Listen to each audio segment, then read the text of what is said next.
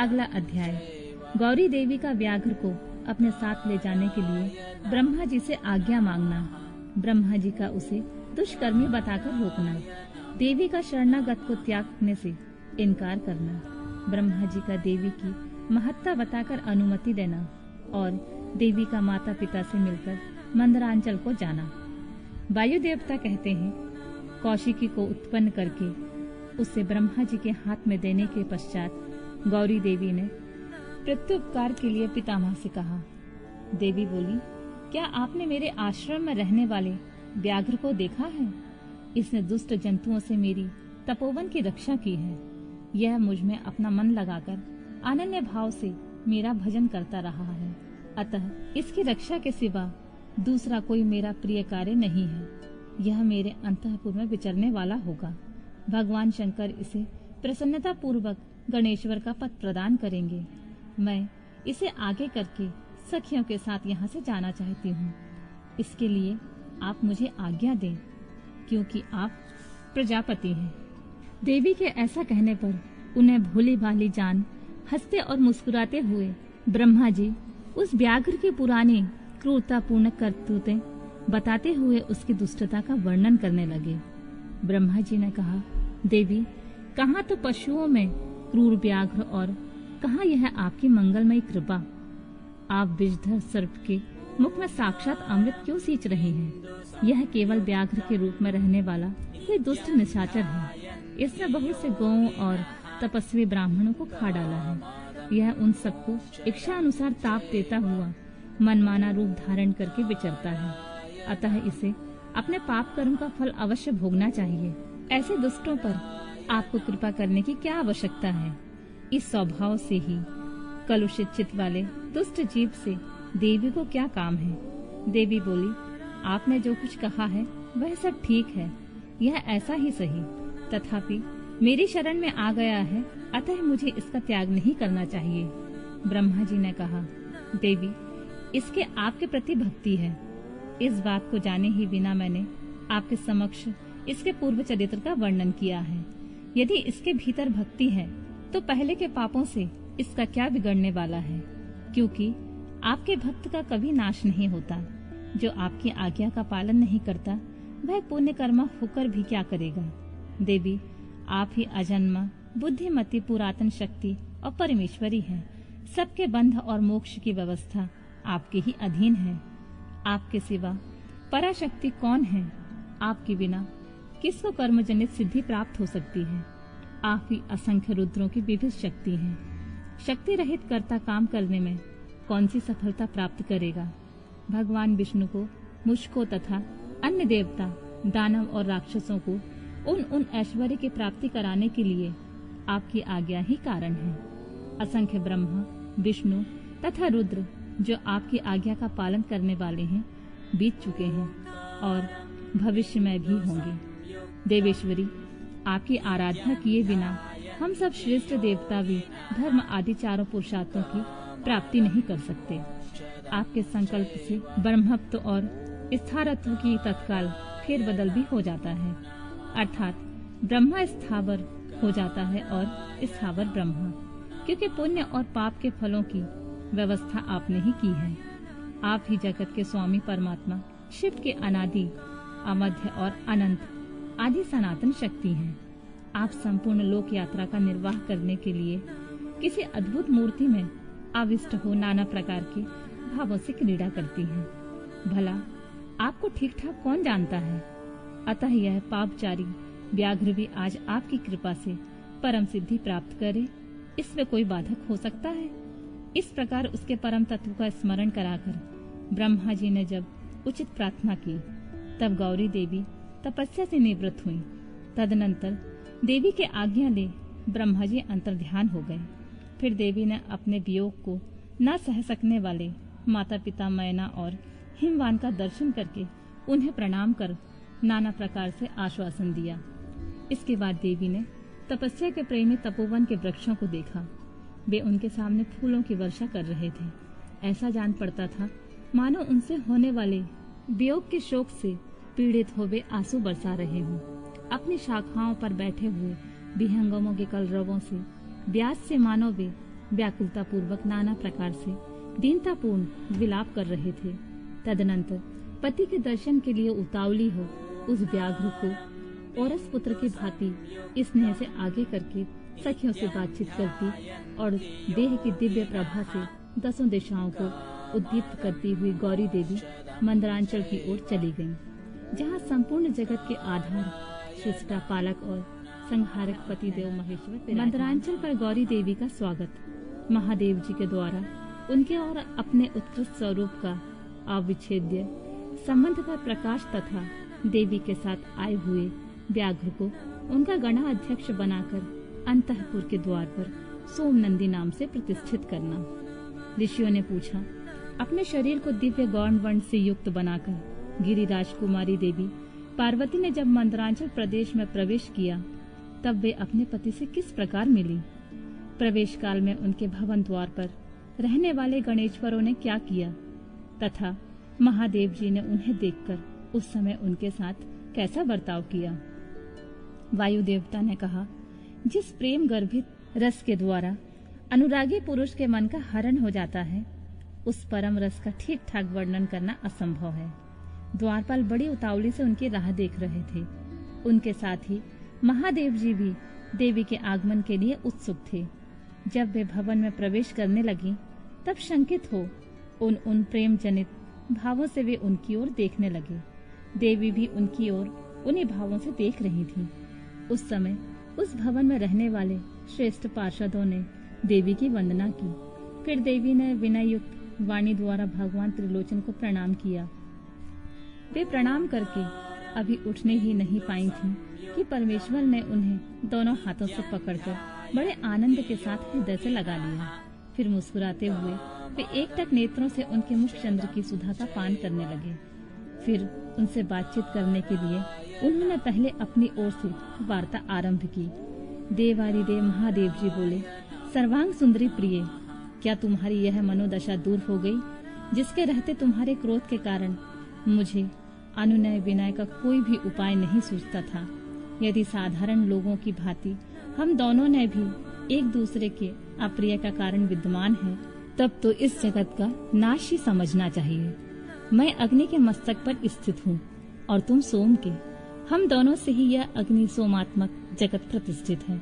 जगत के हित के लिए स्वेच्छा से शरीर धारण करके विचरने वाले हम दोनों के वियोग में यह जगत निराधार हो जाएगा। इसमें शास्त्र और युक्ति से निश्चित किया हुआ दूसरा हेतु भी है। यह स्थावर जंगम रूप जगत वाणी और अर्थमय ही है। तुम साक्षात वाणीमय अमृत हो और मैं अर्थमय परम उत्तम अमृत हूँ। ये दोनों अमृत एक दूसरे से विलग कैसे हो सकते हैं? तुम मेरे स्वरूप का बोध कराने वाली विद्या हो और मैं तुम्हारे दिए हुए विश्वासपूर्ण बोध से जानने योग्य परमात्मा हूँ। हम दोनों क्रमशः विद्यात्मा और वेदात्मा हैं। फिर हमसे वियोग होना कैसे संभव है? मैं अपने प्रयत्न से जगत की सृष्टि और संहार नहीं करता। एकमात्र आज्ञा से ही सबकी सृष्टि और संहार उपलब्ध होते हैं। वह अत्यंत गौरवपूर्ण आज्ञा तुम ही हो। ऐश्वर्य का एकमात्र सार आज्ञा है, क्योंकि वही स्वतंत्रता का लक्षण है। आज्ञा से वियुक्त होने पर मेरा ऐश्वर्य कैसा होगा? हम लोगों का एक दूसरे से विलग होकर रहना कभी संभव नहीं है। देवताओं के कार्य की सिद्धि के उद्देश्य से ही मैंने उस समय उस दिन लीला पूर्वक व्यंग वचन कहा था। तुम्हें भी तो यह बात अज्ञात नहीं थी, फिर तुम कुपित कैसे हो गई? अतः यही कहना पड़ता है कि तुमने मुझ पर भी जो क्रोध किया था वह त्रिलोकी की रक्षा के लिए ही था, क्योंकि तुम में ऐसी कोई बात नहीं है जो जगत के प्राणियों का अनर्थ करने वाली हो।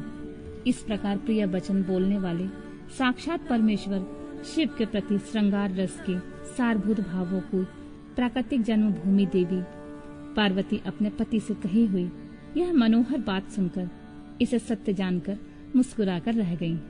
लज्जावश कोई उत्तर न दे सकी, केवल कौशिकी के यश का वर्णन छोड़कर, और उन्होंने कुछ नहीं कहा।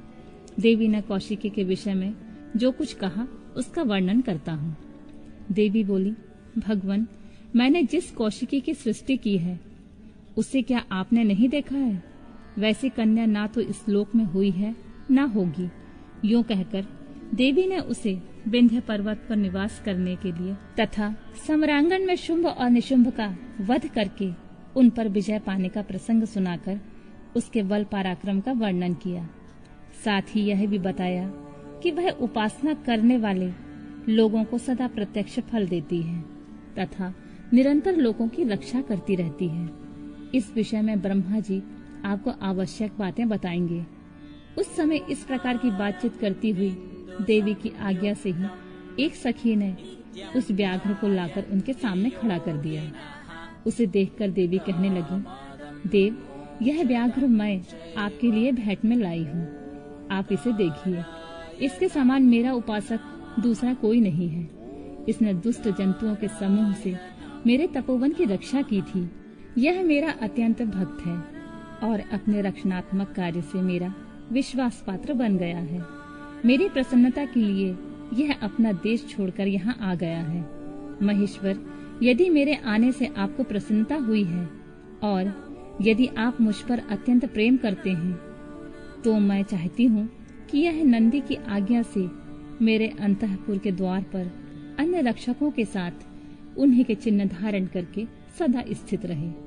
वायुदेव कहते हैं, देवी के इस मधुर वचन और अंततोगत्वा प्रेम बढ़ाने वाले शुभ वचन को सुनकर महादेव जी ने कहा, मैं बहुत प्रसन्न हूँ। फिर तो वह व्याघ्र उसी क्षण लचकती हुई स्वर्ण जटित वैद की छड़ी, रत्नों से जड़ित विचित्र कवच, सर्प किसी आकृति वाली छुरी तथा रक्ष कोचित वेश धारण किए गणाध्यक्ष के पद पर प्रतिष्ठित दिखाई दिया। उसने उमा सहित महादेव और नंदी को आनंदित किया था, इसलिए सोम नंदी नाम से विख्यात हुआ। इस प्रकार देवी का प्रिय कार्य करके चंद्राग भूषण महादेव जी ने उन्हें रत्न भूषित दिव्य आभूषणों से भूषित किया।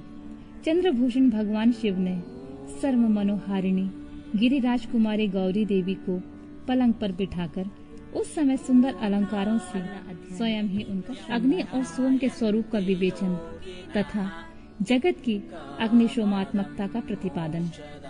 ऋषियों ने पूछा, प्रभु, पार्वती देवी का समाधान करते हुए महादेव जी ने यह बात क्यों कही कि संपूर्ण विश्व अग्निशोमात्मक एवं बाघ धर्मात्मक है।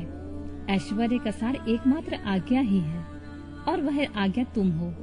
अतः इस विषय में हम क्रमशः यथार्थ बातें सुनना चाहते हैं। वायुदेव बोले, महर्षियों, रुद्रदेव का जो घोर तेजोमय शरीर है उसे अग्नि कहते हैं और अमृतमय सोम शक्ति का स्वरूप है, क्योंकि शक्ति का शरीर शांति कारक है। जो अमृत है वह प्रतिष्ठा नामक कला है और जो तेज है वह साक्षात विद्या नामक कला है। संपूर्ण सूक्ष्म भूतों में वे ही दोनों रस और तेज हैं। तेज की वृत्ति दो प्रकार की है, एक सूर्य रूपा और दूसरी अग्नि रूपा। इसी तरह रस वृत्ति भी दो प्रकार की होती है, एक सोम रूपणी और दूसरी जल रूपणी। तेज विद्युत आदि के रूप में उपलब्ध होता है तथा रस मधुर आदि के रूप में। तेज और रस के भेदों ने ही इस चराचर जगत को धारण कर रखा है। अग्नि से अमृत की उत्पत्ति होती है और अमृत स्वरूप घी से अग्नि की वृद्धि होती है। अतएव अग्नि और सोम को दी हुई आहुति जगत के लिए हितकारक होती है।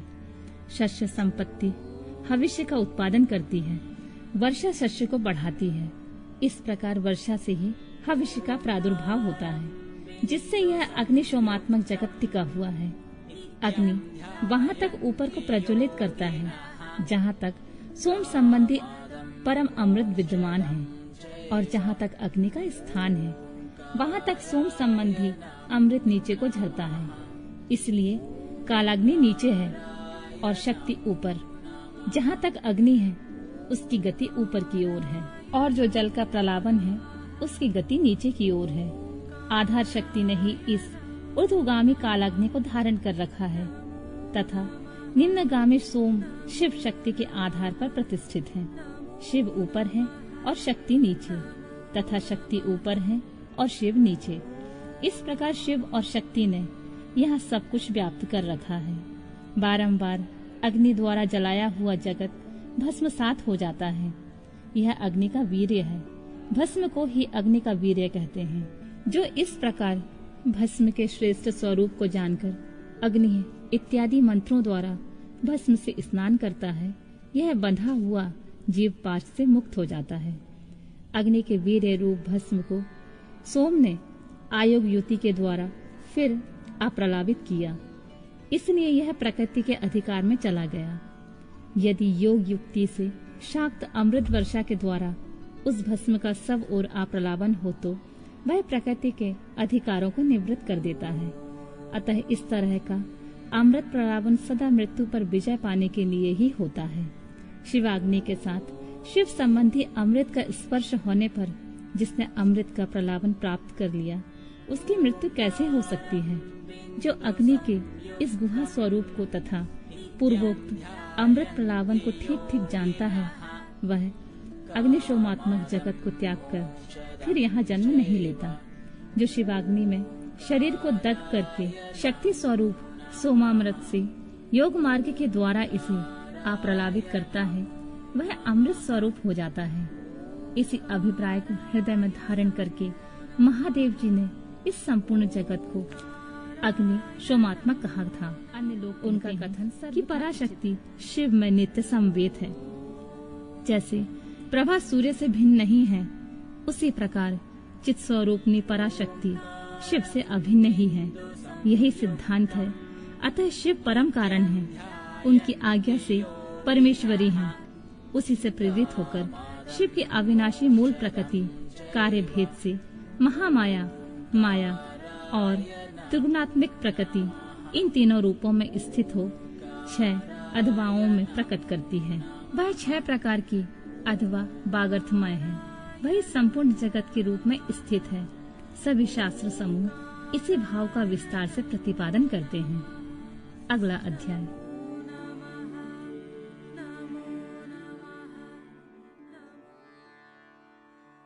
ऋषियों के प्रश्न का उत्तर देते हुए वायुदेव के द्वारा शिव के स्वतंत्र एवं सर्वानुग्राहक स्वरूप का प्रतिपादन।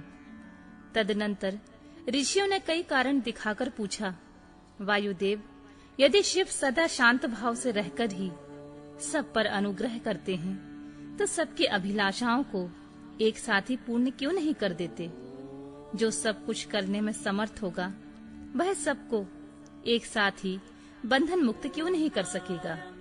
यदि कहें अनादिकाल से चले आने वाले सबके विचित्र कर्म अलग अलग हैं, अतः सबको एक समान फल नहीं मिल सकता, तो वह ठीक नहीं है, क्योंकि कर्मों की विचित्रता भी यहाँ नियामक नहीं हो सकती।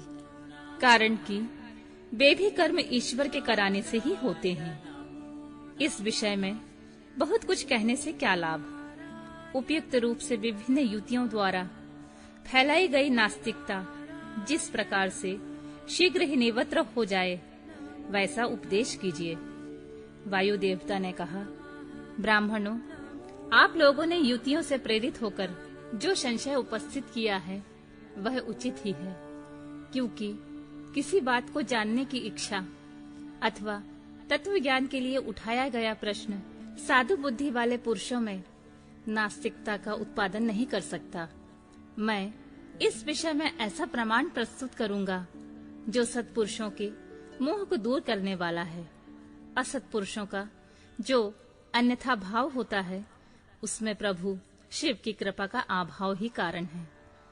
परिपूर्ण परमात्मा शिव के परम अनुग्रह के बिना कुछ भी कर्तव्य नहीं है, ऐसा निश्चय किया गया है। पर अनुग्रह कर्म में स्वभाव ही पूर्णतः समर्थ है, अन्यथा निस्वभाव पुरुष किसी पर भी अनुग्रह नहीं कर सकता। पशु और पाश रूप सारा जगत पर ही कहा गया है। वह अनुग्रह का पात्र है, पर को अनुग्रहित करने के लिए पति की आज्ञा का समन्वय आवश्यक है। पति आज्ञा देने वाला है, वही सदा सब पर अनुग्रह करता है। उस अनुग्रह के लिए ही आज्ञा रूप अर्थ को स्वीकार करने पर शिव परतंत्र कैसे कहे जा सकते हैं? अनुग्राहक की उपेक्षा न रखकर कोई भी अनुग्रह सिद्ध नहीं हो सकता। अतः स्वतंत्र शब्द के अर्थ की अपेक्षा न रखना ही अनुग्रह का लक्षण है। जो अनुग्रहा है वह परतंत्र माना जाता है, क्योंकि पति के अनुग्रह के बिना उसे भोग और मोक्ष की प्राप्ति नहीं होती। जो मूर्त आत्मा है वे भी अनुग्रह के पात्र हैं, क्योंकि उनसे भी शिव की आज्ञा की निवृत्ति नहीं होती। वे भी शिव की आज्ञा से बाहर नहीं है। यहाँ कोई ऐसी वस्तु नहीं है जो शिव की आज्ञा के अधीन न हो। सकल साकार होने पर भी जिसके द्वारा हमें निराकार शिव की प्राप्ति होती है, उसे मूर्ति या लिंग के रूप में साक्षात शिव ही विराज रहे हैं। वह शिव की मूर्ति है। यह बात तो उपचार से कही जाती है। जो साक्षात निष्कल एवं परम कारण रूप शिव हैं, वे किसी के द्वारा भी साकार अनुभाव से उपलक्षित नहीं होते। ऐसी बात नहीं है। यहाँ प्रमाण गम्य होना उनके स्वभाव का उपपादक नहीं है। प्रमाण अथवा प्रतीक मात्र से अपेक्षा बुद्धि का उदय नहीं होता। वे परम तत्व के उपलक्ष्य मात्र हैं। इसके सिवा उनका और कोई अभिप्राय नहीं है। कोई न कोई मूर्ति ही आत्मा का साक्षात उपलक्षण होती है। शिव की मूर्ति है, इसका कथन अभिप्राय यह है कि मूर्ति के रूप में परम शिव विराजमान है। मूर्ति उनका उपलक्षण है। जैसे काष्ठ आदि आलंबन का आश्रय लिए बिना केवल अग्नि कहीं उपलब्ध नहीं होती, उसी प्रकार शिव भी मूर्ति आत्मा में आरूढ़ हुए बिना उपलब्ध नहीं होते। यही वस्तु स्थिति है। जैसे किसी से यह कहने पर कि तुम आग ले आओ, उसके द्वारा जलती हुई लकड़ी आदि के सिवा साक्षात अग्नि नहीं लाई जा सकती। उसी प्रकार शिव का पूजन भी मूर्ति रूप में ही हो सकता है, अन्यथा नहीं। इसलिए पूजा आदि में मूर्त्यात्मा की परिकल्पना होती है, क्योंकि मूर्त्यात्मा के प्रति जो कुछ किया जाता है वह साक्षात शिव के प्रति किया गया ही माना गया है। लिंग आदि में विशेषतः अर्चा विग्रह में जो पूजन कृत होता है वह भगवान शिव का ही पूजन है। उन मूर्तियों के रूप में शिव की भावना करके हम लोग शिव की उपासना करते हैं। जैसे परमेष्टि शिव मूर्त्यात्मा पर अनुग्रह करते हैं, उसी प्रकार मूर्त्यात्मा में स्थित शिव हम पशुओं पर अनुग्रह करते हैं। परमेष्टि शिव ने लोकों पर अनुग्रह करने के लिए ही सदाशिव आदि संपूर्ण मूर्त आत्माओं को अधिष्ठित अपनी आज्ञा में रखकर ही अनुग्रहित किया है। भगवान शिव सब पर अनुग्रह ही करते हैं, किसी का निग्रह नहीं करते, क्योंकि निग्रह करने वाले लोगों में जो दोष होते हैं वे शिव में असंभव हैं। ब्रह्मा आदि के प्रति जो निग्रह देखे गए हैं वे भी श्रीकंठ मूर्ति शिव के द्वारा लोकहित के लिए ही किए गए हैं। विद्वानों की दृष्टि में निग्रह ही स्वरूप से दूषित नहीं है। जब वह राग द्वेष से प्रेरित होकर किया जाता है तभी निंदनीय माना जाता है। इसीलिए दंडनीय अपराधियों को राजाओं की ओर से मिले हुए दंड की प्रशंसा की जाती है। यदि साधु की रक्षा करनी है तो असाधु का निवारण करना ही होगा। पहले साम आदि 3 उपायों से असाधु के निवारण का प्रयत्न किया जाता है।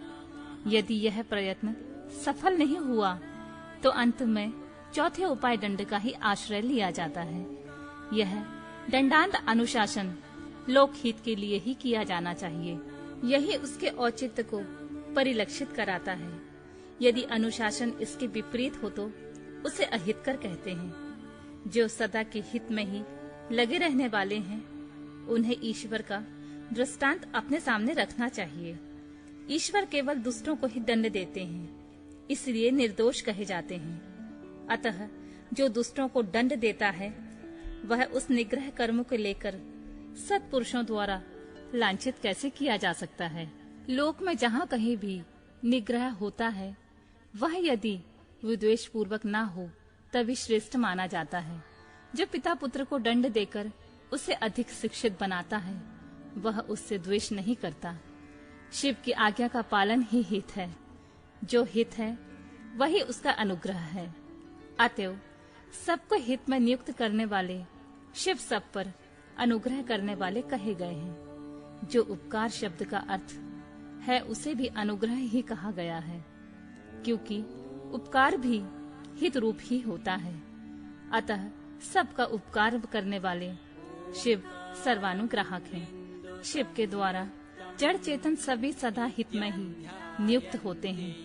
परंतु सबको जो एक साथ और एक समान हित की उपलब्धि नहीं होती, इसमें उनका स्वभाव ही प्रतिबंधक है। जैसे सूर्य अपनी किरणों द्वारा सभी कमलों को विकास के लिए प्रेरित करते हैं, परंतु वे अपने अपने स्वभाव के कारण एक साथ और एक समान विकसित नहीं होते। स्वभाव भी पदार्थों के भावी अर्थ का कारण होता है, किंतु वह नष्ट होते हुए अर्थ को कर्ताओं के लिए सिद्ध नहीं कर सकता।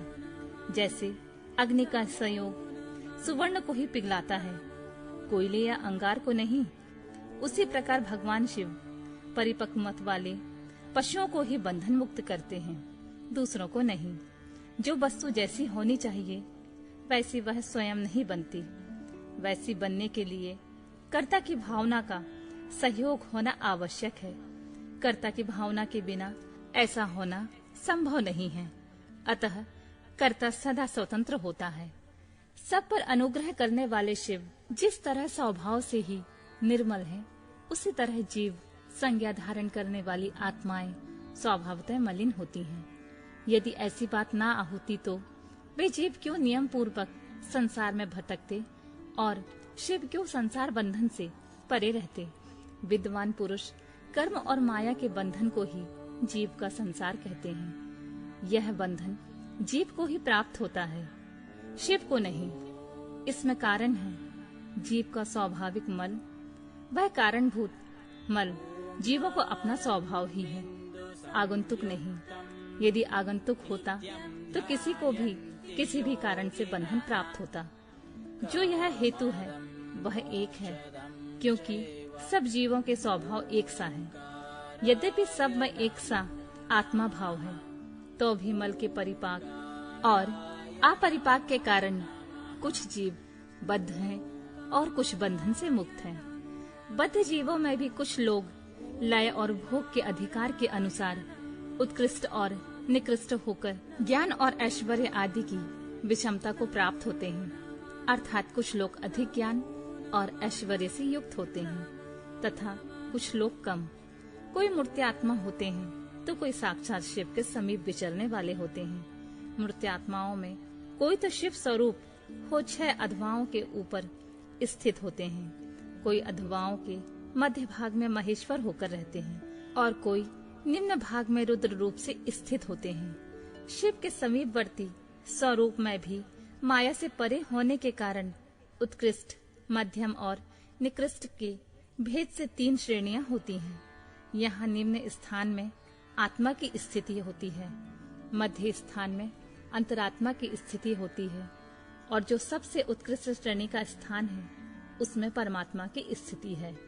ये ही क्रमशः ब्रह्मा, विष्णु और महेश्वर कहलाते हैं। कोई वसु जीव परमात्मा पद का आश्रय लेने वाले होते हैं, कोई अंतरात्मा पद पर और आत्म पद पर प्रतिष्ठित होते हैं। भगवान शिव तो अनायास ही समस्त पशुओं को बंधन से मुक्त करने में समर्थ हैं, फिर वे उन्हें बंधन में डाले रखकर क्यों दुख देते हैं, ऐसा यहाँ विचार या संदेह नहीं करना चाहिए, क्योंकि सारा संसार दुख रूप ही है।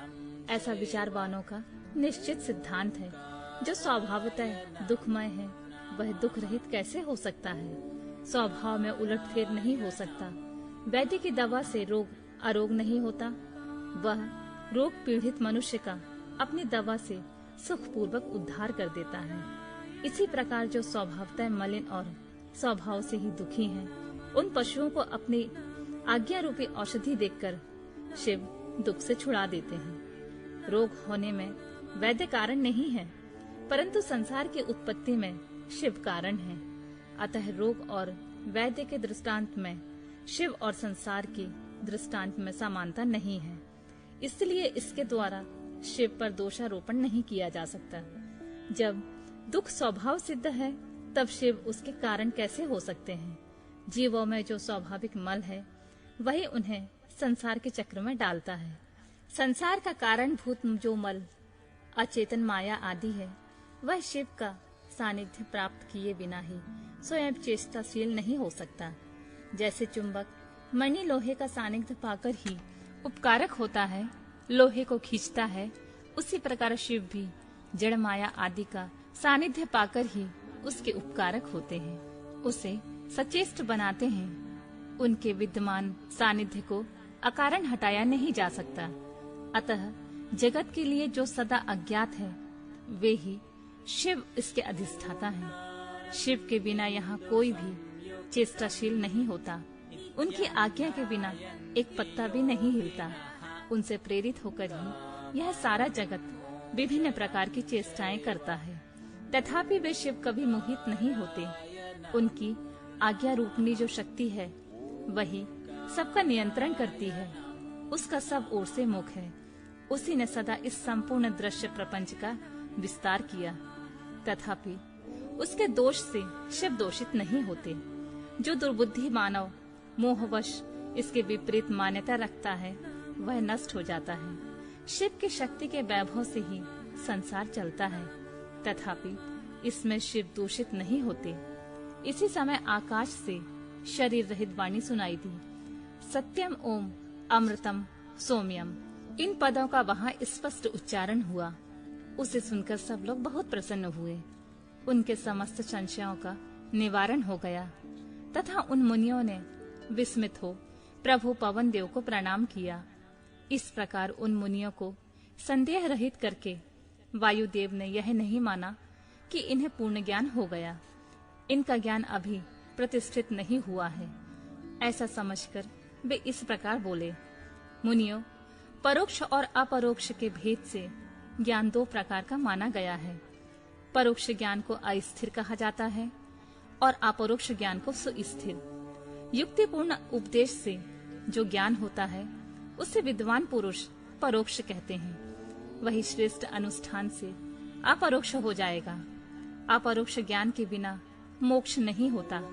ऐसा निश्चय करके तुम लोग आलस रहित हो श्रेष्ठ अनुष्ठान की सिद्धि के लिए परम धर्म का प्रतिपादन शैवागम के अनुसार पाशुपत ज्ञान तथा उसके साधनों का वर्णन।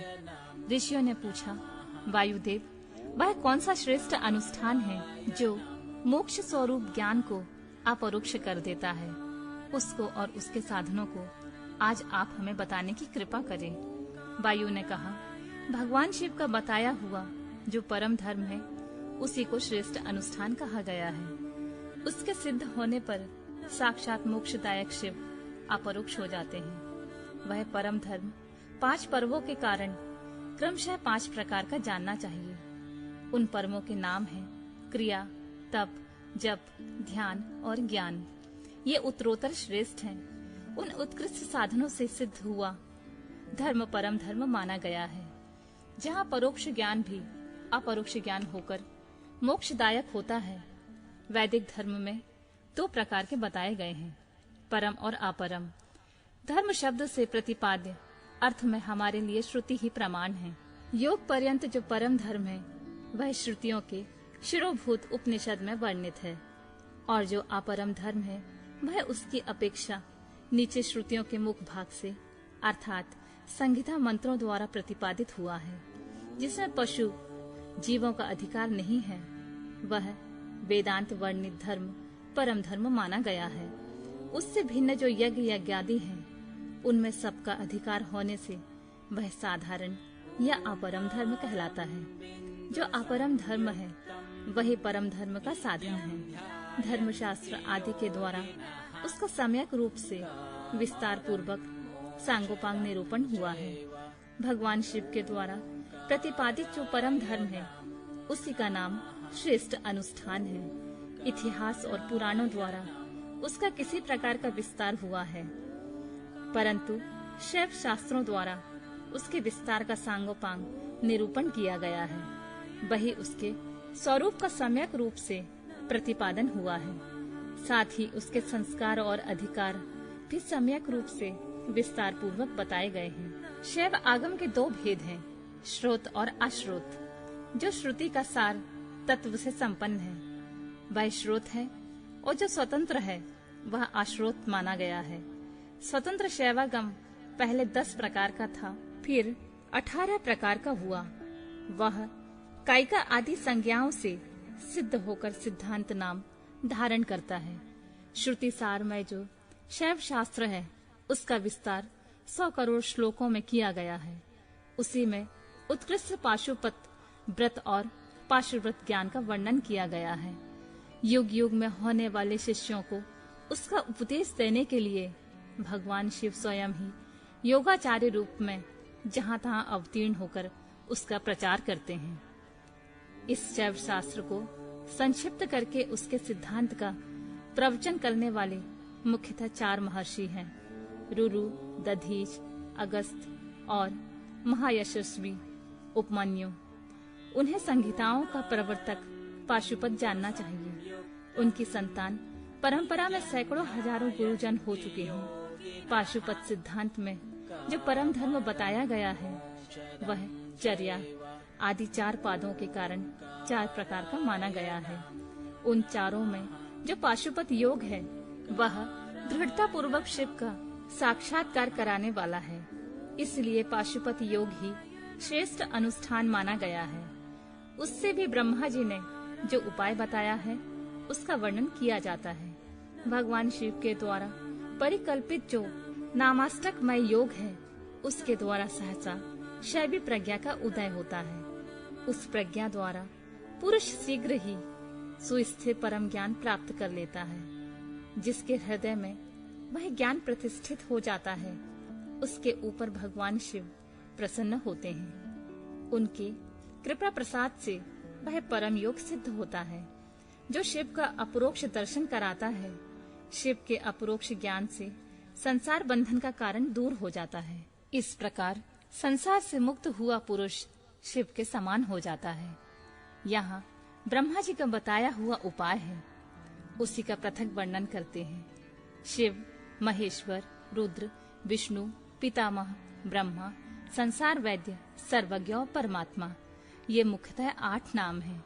ये 8वां मुख्य नाम शिव के प्रतिपादक हैं। इनमें से आदि 5 नाम क्रमशः शांति अतीता आदि 5 कलाओं से संबंध रखते हैं और 5 उपाधियों को ग्रहण करने में सदाशिव आदि के बोधक होते हैं। उपाधि से निवृत्ति होने पर इन भेदों की निवृत्ति हो जाती है।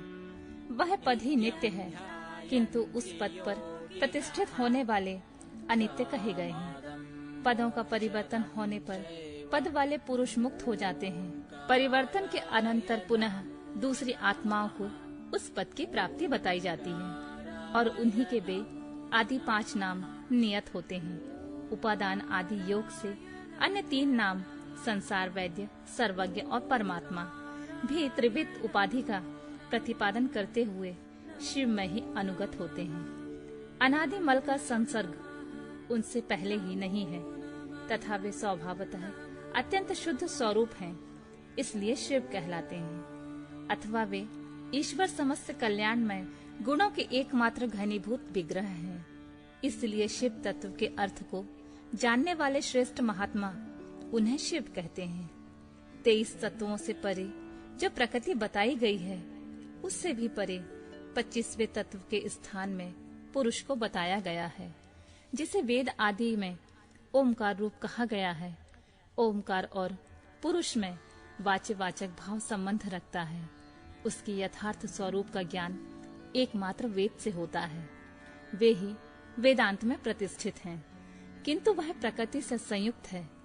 अतः उससे भी परे जो परम पुरुष है उसका नाम महेश्वर है, क्योंकि प्रकृति और पुरुष दोनों की प्रवृत्ति उसी के अधीन है। अथवा यह जो अविनाशी त्रिगुणमय तत्व है इसे प्रकृति समझना चाहिए। इस प्रकृति को माया कहते हैं। यह माया जिनकी शक्ति है उन मायापति का नाम महेश्वर है। महेश्वर के संबंध से जो माया अथवा प्रकृति में क्षोभ उत्पन्न करते हैं वे अनंत या विष्णु कहे गए हैं। वे ही कालात्मा और परमात्मा आदि नामों से पुकारे जाते हैं।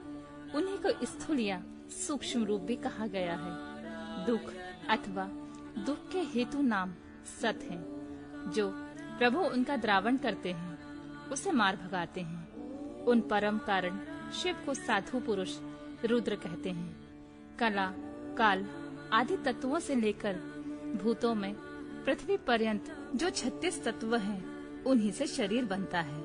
उस शरीर इंद्रिय आदि में जो तंद्रा रहित हो व्यापक रूप से स्थित हैं, वे ही भगवान शिव रुद्र कहे गए हैं। जगत के पिता रूप जो मूर्त्यात्मा है, उन सब के पिता के रूप में भगवान शिव विराजमान हैं। इसलिए वे पितामह कहे गए हैं। जैसे रोगों के निदान को जानने वाला वैद्य तदानुकूल उपायों और दवाओं से रोग को दूर कर देता है, उसी तरह ईश्वर लय योगाधिकार से सदा जड़ मूल रहित संसार रोग की निवृत्ति करते हैं। अतः संपूर्ण तत्वों के ज्ञाता विद्वान उन्हें संसार वैद्य कहते हैं। 10 विषयों के ज्ञान के लिए 10 इंद्रियों के होते हुए जीव तीनों कालों में होने वाले स्थूल सूक्ष्म पदार्थों को पूर्ण रूप से नहीं जानते, क्योंकि माया ने ही उन्हें मल से आवृत कर दिया है। परंतु भगवान सदाशिव संपूर्ण विषयों के ज्ञान के साधनभूत इंद्रियों के न होने पर भी जो वस्तु जिस रूप में स्थित है उसे उसी रूप में ठीक ठीक जानते हैं। इसलिए वे सर्वज्ञ कहलाते हैं। जो इन सभी उत्तम गुणों से नियुक्त संयुक्त होने के कारण सबके आत्मा है, जिनके लिए अपने से अतिरिक्त किसी दूसरे आत्मा की सत्ता नहीं है, वे भगवान शिव स्वयं ही परमात्मा है।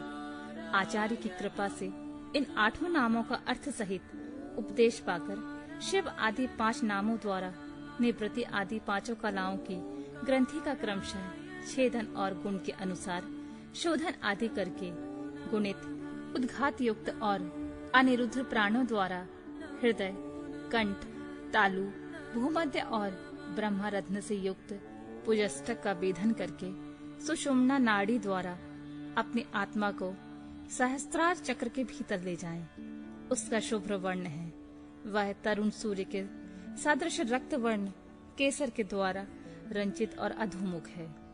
उसके 50 तलों में स्थित आ से लेकर छा तक सबिंदु अक्षर कर्णिका के बीच में गोलाकार चंद्रमंडल है। यह चंद्रमंडल छत्राकार में स्थित है। उसने एक ऊर्ध्वमुख 12 दल कमल में आवृत कर रखा है। उस कमल की कर्णिका में विद्युत सदृश अकधादि त्रिकोण यंत्र हैं। उस यंत्र के चारों ओर सुधा सागर होने के कारण वह मणिद्वीप के आकार का हो गया है। उस द्वीप के मध्य भाग में मणिपीठ है। उसके बीच में नाद बिंदु के ऊपर हंसपीठ है। उस पर परम शिव विराजमान है। उक्त चंद्रमंडल के ऊपर शिव के तेज में अपने आत्मा को संयुक्त करें। इस प्रकार जीव को शिव में लीन करके शाक्त अमृत वर्षा के द्वारा अपने शरीर के अभिषिक्त होने की भावना करें। तत्पश्चात अमृतमय विग्रह वाले अपने आत्मा को ब्रह्मरत्न से उतारकर हृदय में 12 दल कमल के भीतर स्थित चंद्रमा से परे श्वेत कमल पर अर्धनारीश्वर रूप में विराजमान मनोहर आकृति वाले निर्मल देव भक्त वत्सल महादेव शंकर का चिंतन करें। उनकी अंग कांति शुद्ध स्फटिक मणि के समान उज्जवल है। वे शीतल प्रभा से युक्त और प्रसन्न हैं। इस प्रकार मन ही मन ध्यान करके शांत चित हुआ मनुष्य शिव के 8 नामों द्वारा ही भावमय पुष्पों से उनकी पूजा करें। पूजा के अंत में पुनः प्राणायाम करके चित्त को भली भांति एकाग्र रखते हुए शिव नामाष्टक का जप करें। फिर भावना द्वारा नाभि के 8 आहुतियों का हवन करके पूर्णाहुति एवं नमस्कार पूर्वक 8 फूल चढ़ाकर अंतिम अर्चना पूरी करके चुल्लू में लिए जल की भांति अपने आप को शिव के चरणों में समर्पित कर दें। इस प्रकार करने से शीघ्र ही मंगलमय पाशुपत ज्ञान की प्राप्ति हो जाती है और साधक उस ज्ञान की सुस्थिरता को पा लेता है। साथ ही वह परम उत्तम पाशुपत व्रत एवं परम योग को पाकर मुक्त हो जाता है। इसमें संशय नहीं है।